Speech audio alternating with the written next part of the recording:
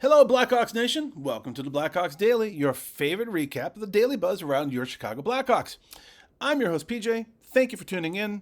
As you know, it's slow, right? It's been a slow off season, so not a lot to talk about. As we know, we're dredging the barrel. We're just trying to keep things going, keep things trucking on until October 7th when that puck drops blissfully in Sunrise, Florida. And training camp's coming up, so every day we get a little closer. Isn't that kind of fun? I'm excited. I'm gaining excitement. I'm feeling it. I hope you guys are too. It's gonna be a really interesting season at the very least, right? Centennial. Let's go, Hawks. Let's talk about the top 4 topics of today. So we said not a lot's going on. There are 6 restricted free agents still out there. So no arbitration means no urgency until training camp shows up on the calendar. So we're heading into September. And while most of the NHL's restricted free agents are already locked in, a few big names are still unsigned. So let's take a look at who's left generally and what might be holding things up. Every arbitration-eligible RFA settled before a hearing this offseason. So that took the pressure off. And honestly, a lot of teams and agents just went into chill mode, right?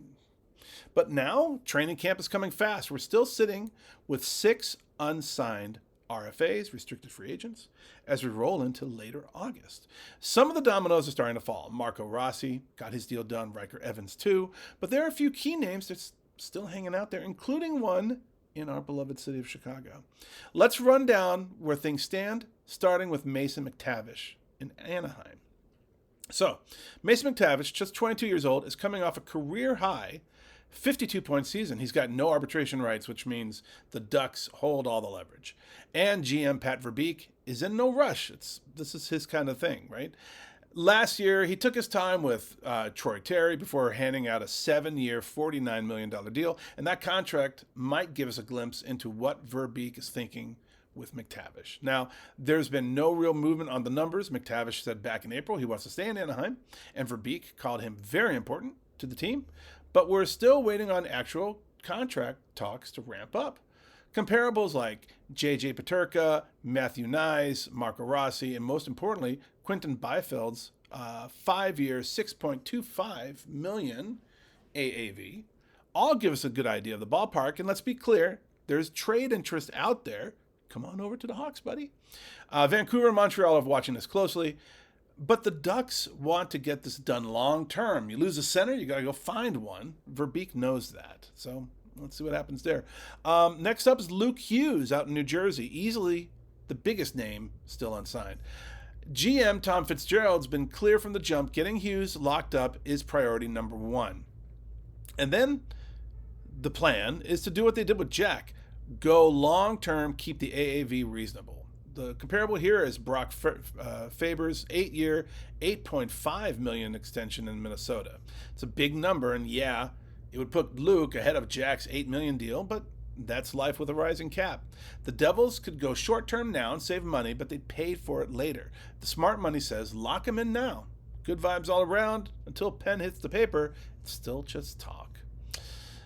Connor Zary in Calgary. Connor Zary in Calgary is a little more under the radar, but he's still a priority for the Flames. Craig Conroy has been working his way down the RFA list and says Zary's deal will get done. It's just a matter of when and not if.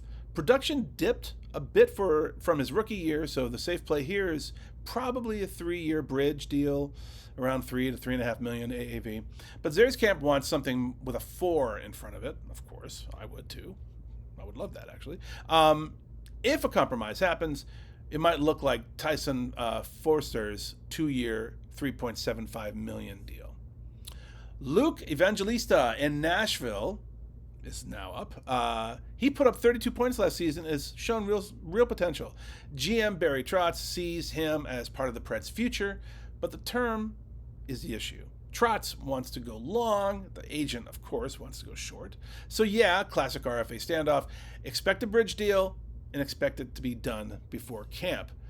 Number 5, Alexander Holtz. He is now in Vegas after a solid year in New Jersey, but he's already kind of slipping through the cracks. He's only scored 4 goals in 53 games with the Golden Knights, and he spent time down in Henderson. With Holtz turning down his qualifying offer in Vegas tight against the cap, this is headed to more of like a short-term prove-it deal, maybe even a trade. Something to watch. And finally, someone we've talked about quite a bit here, Wyatt Kaiser, the lone Blackhawk on the list. Kaiser played 57 games in Chicago last season, chipped in 4 goals, quiet, steady development. The word out of Chicago is that Kyle Davidson will get this done before training camp. Let's hope. Projections have Kaiser landing a 3-year deal in the $2.5 million AAV range. Nothing wild, but a good step forward and a good step up for a young defenseman who's earned his keep. No drama here, just a matter of time. So most of these deals will get done quietly over the next couple of weeks, but you never know. If any of these players decide to skip camp and apply pressure, that's when things could heat up fast. McTavish and Hughes are the big ones to watch. Zary and Kaiser are next tier, and the rest, probably bridge guys just waiting for their number to come in. Which unsigned RFA do you think will go first? And who's most likely to hold out into camp? Interesting. But hopefully it's not Kaiser. All right. Moving on from there, we have, we talked yesterday a little bit, mentioned him, Oliver Moore. The Chicago Blackhawks have no shortage of young talent right now. And one of those prospects just got the call to represent the team on a national stage. So that is Mr. Oliver Moore. Some have already gotten, so some of these players, some of the young Blackhawks players that we're loaded with have already gotten their first taste of the NHL. Others are still waiting for that shot. One guy who has made his debut, continues to turn heads, is Oliver Moore. He's going to represent the Hawks at the 2025 NHLPA Rookie Showcase, which takes place on September 3rd in Arlington, Virginia. It's a big deal. It's an event where the league puts a spotlight on its top incoming talent. Moore will be there alongside guys like Ryan Leonard from the Capitals, Zeev Buinum from the Wild, Matthew Schaefer from the Islanders, and Gabe Perreault from the Rangers. And these are all big names, and Moore is right in that mix. Now, after the showcase, Moore will head back to the Blackhawks. He's very much in the conversation for an NHL roster spot. He also could spend some time in Rockford this year, so we're going to see how camp shakes out. But the organization is going to take the right approach with his development. Moore just wrapped up a solid year at the University of Minnesota before getting a short stint with the Blackhawks at the end of last season. He played in 9 games, picked up 4 assists, and showed flashes, though he's still chasing that first NHL goal. So here's what makes him stand out. Speed, lots of speed, work ethic, and skill. He's got the tools to carve out a legit middle 6 role in the NHL level, maybe even more if the offense takes another step. If the Hawks can bring him along the right way, he could turn into a major win for this rebuild. So the rookie showcase appearance is more than just a photo op. It's a sign the league sees Moore as one of the names to watch. He's not just another prospect in the pipeline. He's one the Hawks are going to be counting on. So whether he starts in Chicago or Rockford, Moore's going to get a shot. And when he finds that next gear, he's going to be hard to keep out of the lineup. So what do you think? Does Oliver Moore crack the NHL roster out of camp, or does he start down for our beloved Ice Hogs and work his way up? We're going to have to see. All right. Number 3 is, of course, to all you Blackhawks fans, I know patience has been the name of the game for 5 straight seasons. And but I got another guy that we're going to need to keep an eye on, Anton Frondell. Yeah, I know. We've talked about him quite a bit. But here's why. He's not coming over this year, right? He's going over to Sweden. But when he does, he may just arrive NHL ready. So here's the situation. Our Chicago Blackhawks 2025 first-round pick is signed, but he's spending the upcoming season in Sweden with Djurgårdens. That's not a bad thing, as we've talked about before. In fact, it's the right move for both him and the Hawks. Djurgårdens just earned promotion back to the SHL, Sweden's top league, so Frondell is about to face stiffer competition, faster pace, more responsibility on the ice. And for a power forward with a lethal shot and NHL tools, that kind of environment is exactly what he needs before making the jump over here to North America. Now look, this isn't about stashing Frondell overseas. This is about development. And the Hawks are doing it the right way.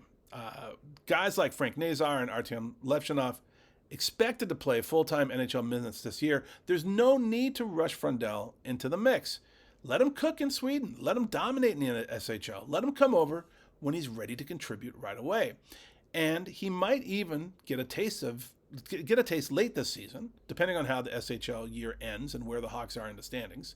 And spoiler alert, there's a real chance that once again they're out of the playoff picture, as we kind of know, given the young guys. And if we're out, we're going to be giving the young guys a look down the stretch. So here's another thing. Frondell already looked good last year playing in Sweden's second-tier league. He played 29 games. He put up 25 points and scored 11 goals. And that's impressive production for a teenager playing against men. And that's before he had a full summer to train, build strength, and gear up for the SHL. So Frondell is a player trending up fast. So let's forward to October 2026. Frondell shows up in camp. He's confident, he's polished, and he's hungry. He's had a full year in Sweden's top league. He's seen tougher competition. He's already played with grown men. He's been hanging out with Marcus Kruger, for Christ's sakes. That's the kind of path that leads to a player being NHL ready the second he lands back here in North America. In fact, I wouldn't be at all surprised if he barely touches the AHL. Maybe a short stint in Rockford, if that. But make no mistake, Frondell's game is built for the big time. His frame, his shot, his motor, this kid is the real deal. So here's what I'd say to all of you beloved Hawks fans. Don't stress the wait. Watch what Frondell does this year in the SHL. Track the growth. Let's watch how he handles that next level competition. And fully expect him to hit the ground running in Chicago in 2026.